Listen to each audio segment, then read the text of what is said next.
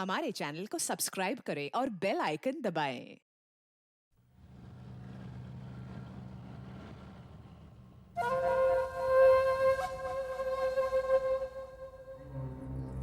क्या बात है साहब, कुछ गड़बड़ है क्या? बहुत घबराए हुए लग रहे हो, जो बार बार पीछे पलट के देख रहे हो।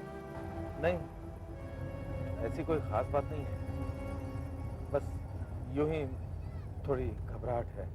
बात तो कुछ खास ही है साहब। कहे तो पास में एक पुलिस स्टेशन है, वहां लेके चलूं क्या? नहीं, नहीं, वहां जाना ठीक नहीं होगा। फिर भी अगर मेरी मदद की जरूरत हो तो बोलिए। तुम? नहीं, तुम सीधे होटल ले चलो, ब्रॉमलिन होटल।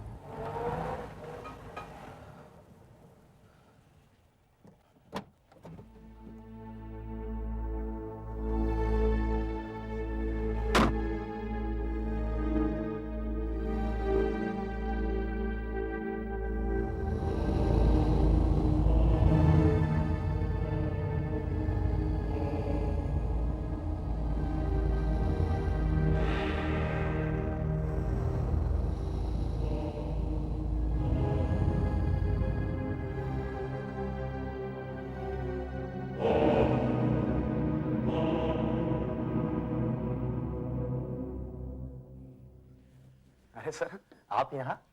हाँ, लेकिन आप तो 3 दिन के लिए छुट्टी पर जाने वाले थे। बस वो जा नहीं सका। Excuse me.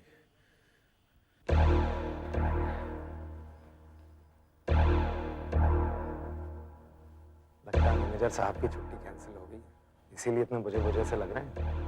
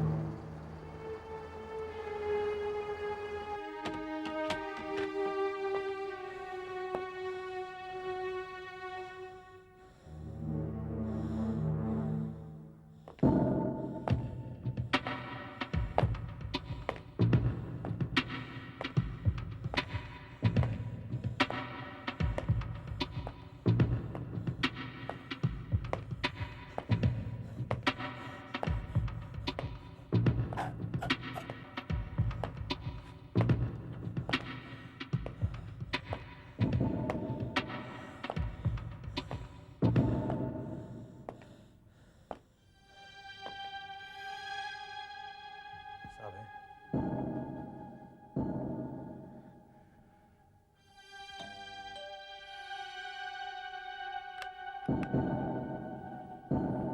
अरे मैनेजर साहब, आप तो बाहर जाने वाले थे ना? गए नहीं क्या? नहीं, कहिए क्या बात? तुमसे कुछ बात करनी है। हाँ हाँ जरूर, आप अंदर आइए, आइए प्लीज। और सुनिए, क्या हाल चाल है? आइए आइए आइए आइए, कहिए क्या लेंगे आप? भाई शर्माइए मत, आप ही का होटल है। हाँ,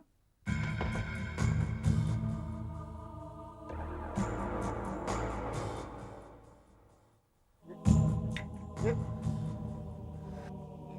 ये क्या कर रहे हैं आप? मुझे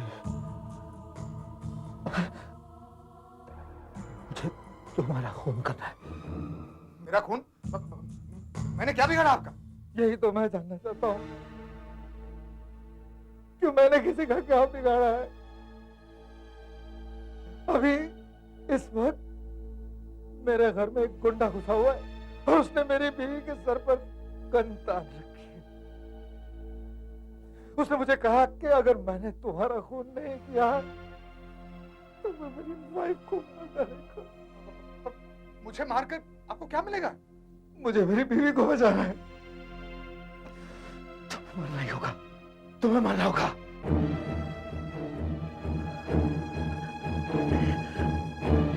मेरी बात सुनिए।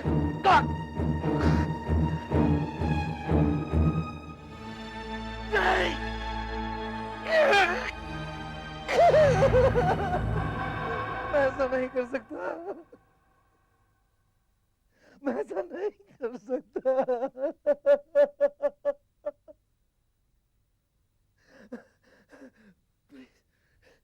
प्लीज पुलिस को फोन करके बुलाओ, मेरी बीवी को बचा लो, मेरी बीवी को बचा लो, प्लीज मैं तुम्हारे सामने हाथ जोड़ता हूँ।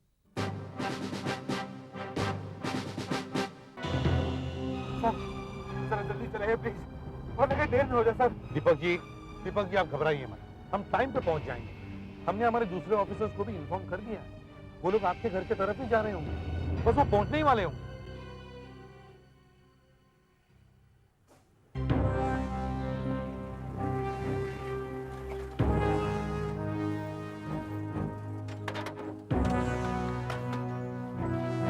चलो इधर आओ, तुम लोग इधर जाओ ध्यान से। चलो चलो इधर आओ।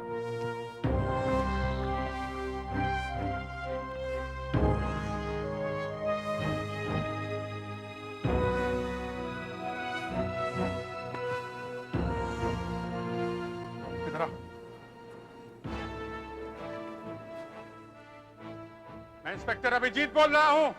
मैं मेरी वाइफ के साथ 3 दिनों के लिए मनाली गया था, सोचा थोड़ा आराम कर लेंगे। आज मैं सुबह सुबह बाजार में कुछ सामान लेने गया था, वापस लौटा तो देखा कि एक आदमी मेरे घर में घुस गया है। उसने मेरी बीवी के सर पर पिस्तौल तान रखी है। कितने बजे थे? करीब 8 बजे।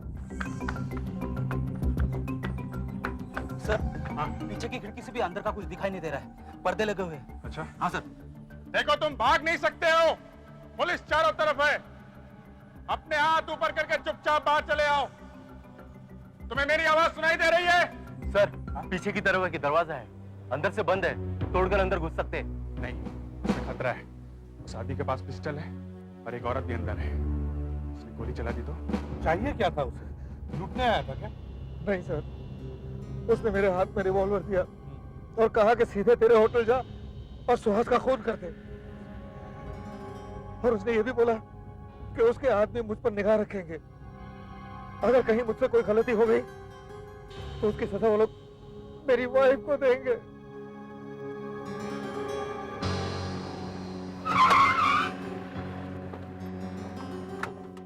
हाँ अभिजीत सर, मैं काफी देर से कोशिश कर रहा हूँ पर अंदर से कोई जवाब नहीं आ रहा। सर प्लीज कुछ कीजिए, जल्दी कीजिए, इससे पहले कि बहुत देर हो जाए। सर आपके पास चाबी होगी ना? हाँ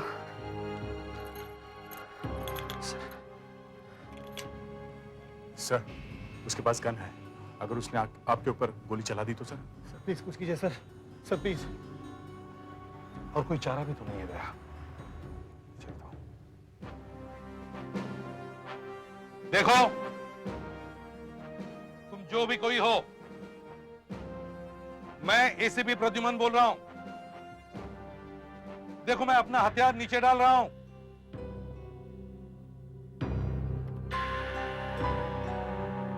मैं तुमसे सिर्फ बात करना चाहता हूं।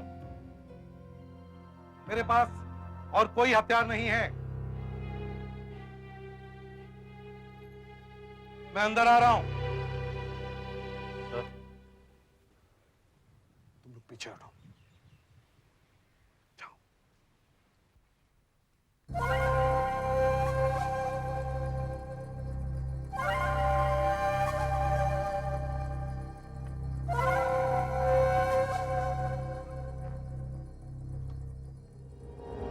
देखो मैं अंदर आ रहा हूं, मेरे पास हथियार नहीं है।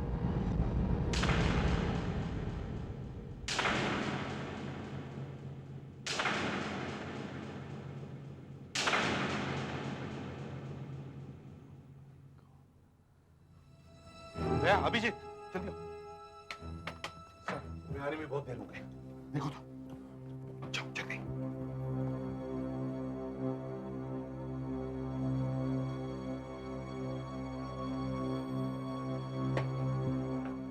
घर में कोई नहीं है सर। क्या हुआ? सॉरी दीपक जी।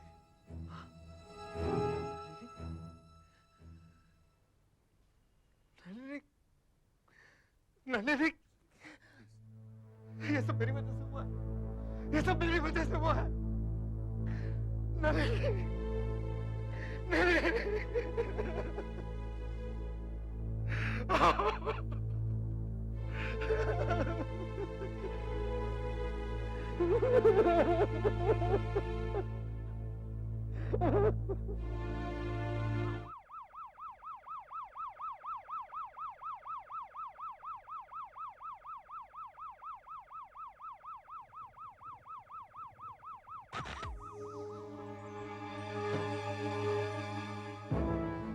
गोली गले के सीधे आर पार गई है।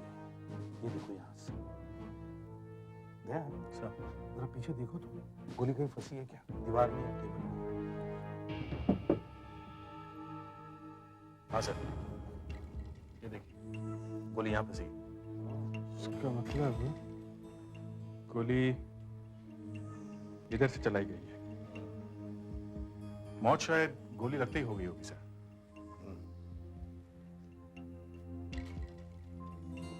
गोली का शेल भी कहीं दिखाई नहीं दे रहा है।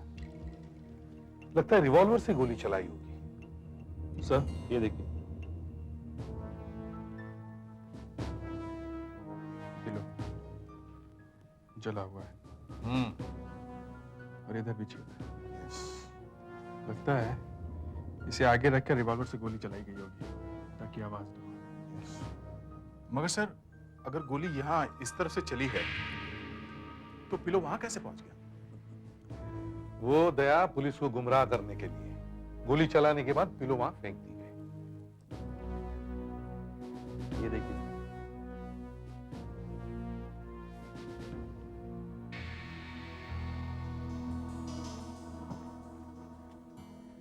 सिगरेट के टुकड़े।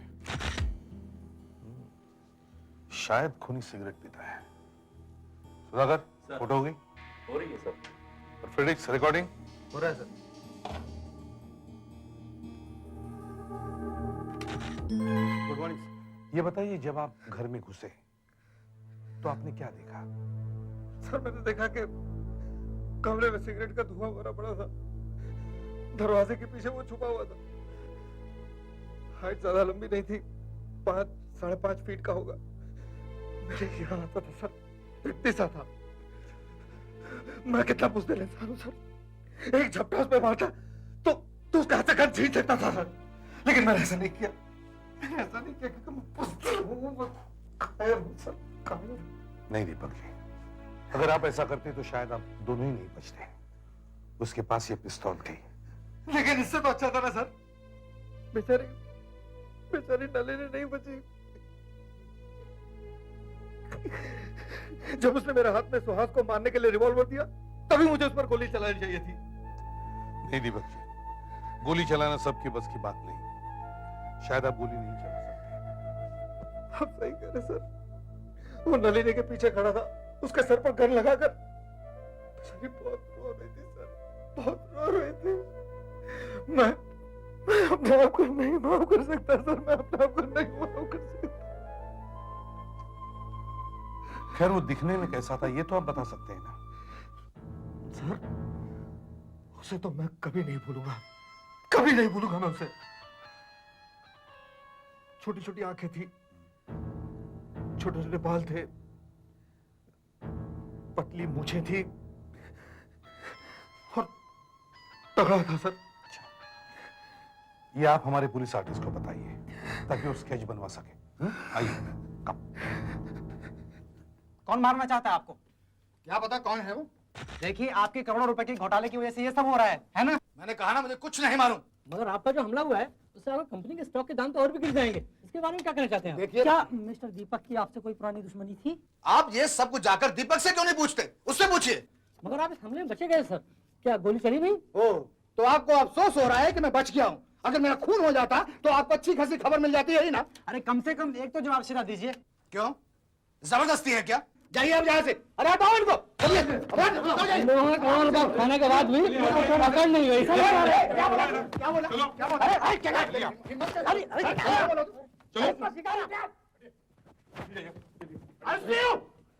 पहले उसने हाथ उठाया था। हाँ, पहले उसने हाथ उठाया था। क्या बात है? क्या हुआ? पता नहीं क्या समझता अपने आपको, हाथ भी उठा रहा था। सुनिए, इस वक्त वो बहुत परेशान है, आप लोग बाद में आ जाइए। चलिए प्लीज। चलो छोड़ो यार, बाद में देख लेंगे। आप भी। कल का अखबार पढ़ेंगे ना तो सब मालूम चल जाएगा। हाँ सुहास जी। सर आप इनकी हिम्मत देखिए, ये लोग मुझे चोर कह रहे हैं। आई एम सॉरी, मैं बहक गया था। देखिए हमें आपसे कुछ पूछताछ करनी है। ये सर ये मेरा भाई है मोनीश, आप इसके सामने कुछ भी पूछ सकते हैं सर, इससे कुछ नहीं छुपा। अच्छा, पहले तो मैं आपको ये बताना चाहता हूं कि दीपक आपको मारना नहीं चाहता था। उसकी क्या मजबूरी थी ये तो आपको पता चल ही गया होगा। जी हाँ सर, उसके साथ बहुत बुरा हुआ। मिस्टर सुहास, आपको किसी पे शक है? कौन मारना चाहता है आपको? जी एक हफ्ता पहले तो मुझे कोई नहीं मारना चाहता था, पर 5 दिनों में मेरे 50,000 दुश्मन पैदा हो गए हैं। मुझे कोई भी मार सकता सर। सुहास जी, आपकी कंपनी SSJK इन्फोटेक के बारे में मैंने अखबार में पढ़ा है।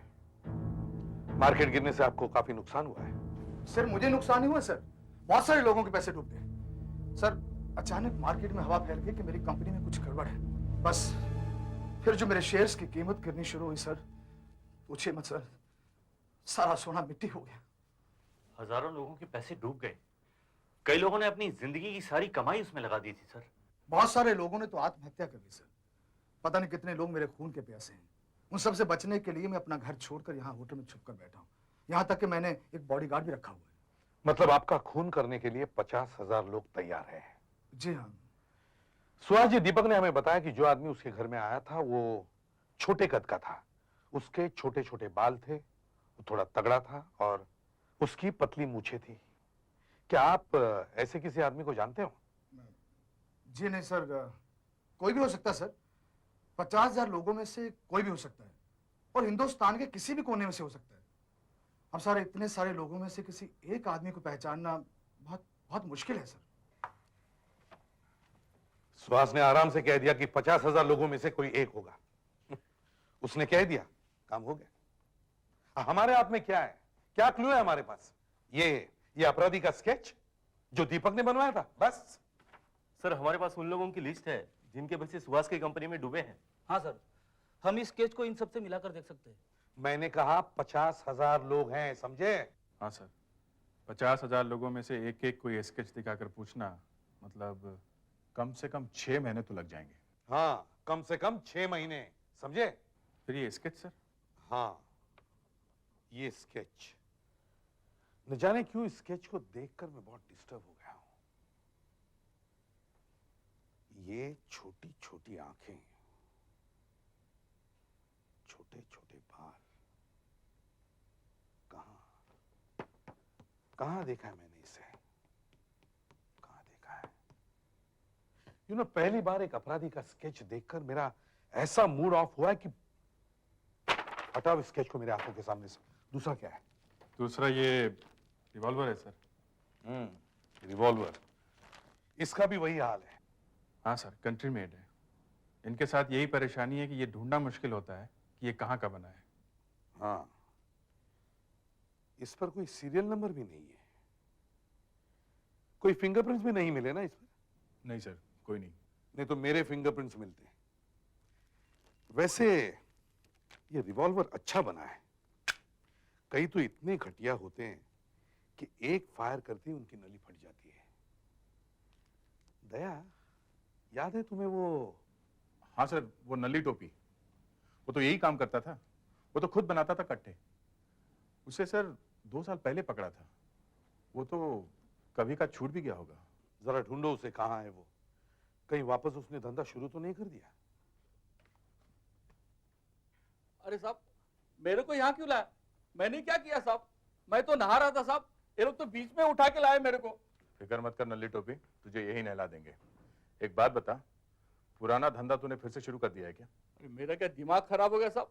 एसीपी साहब, ये देखिए, आप ही देखिए, इन्होंने पिछली बार मेरा हाथ तोड़ दिया और वापस वो धंधा करके मुझे अपनी जान गंवानी है क्या? मैंने तो सब कुछ छोड़ दिया साहब, सब कुछ। ये देख, आजकल कौन कौन ये बेच रहा है।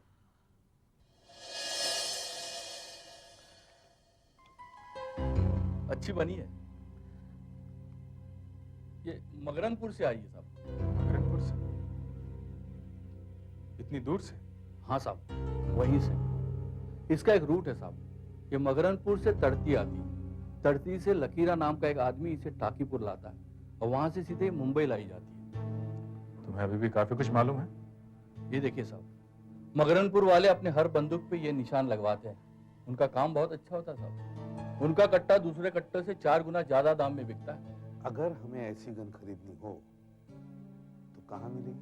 आप उसी से खरीद लीजिए ना जो मुझे बेचता था। कौन है वो? अमरीश, और वो भी किसी के लिए काम करता है, पर उसका नाम नहीं मालूम मेरे को। ये अमरीश कहाँ मिलेगा? उसका कोई पक्का ठिकाना नहीं है साहब।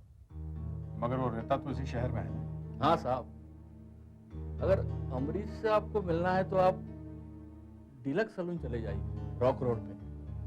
अमरीश को एक आदत है कि वो हमेशा दाढ़ी बनवाने के लिए उसी सलून में जाता है। शायद वहां मिल जाए आपको। देखो बहुत हो चुका। अब 10 बार क्रीम लगा चुके हो मुझे, और मैं 10 बार मुंह धो चुका हूँ। अब मुझसे इस कुर्सी पे बैठा नहीं जा रहा। साहब इधर भी लगेगी। हाँ, आप मेरी जगह ले लो, मैं आपकी जगह ले लेता हूँ। देखो ऐसा हो सकता था पर होगा नहीं। तुम कहीं से बाल काटने वाले नहीं लगते हो। थोड़ी देर की बात है, एक बार और करते हैं। साहब अभी अमरीश आने वाला होगा। आने दो, आने दो।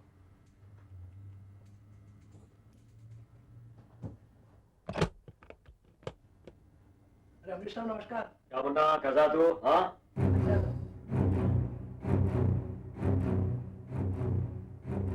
आज थोड़ा शेव के बाद मसाज कर यार, सर में काफी दर्द है।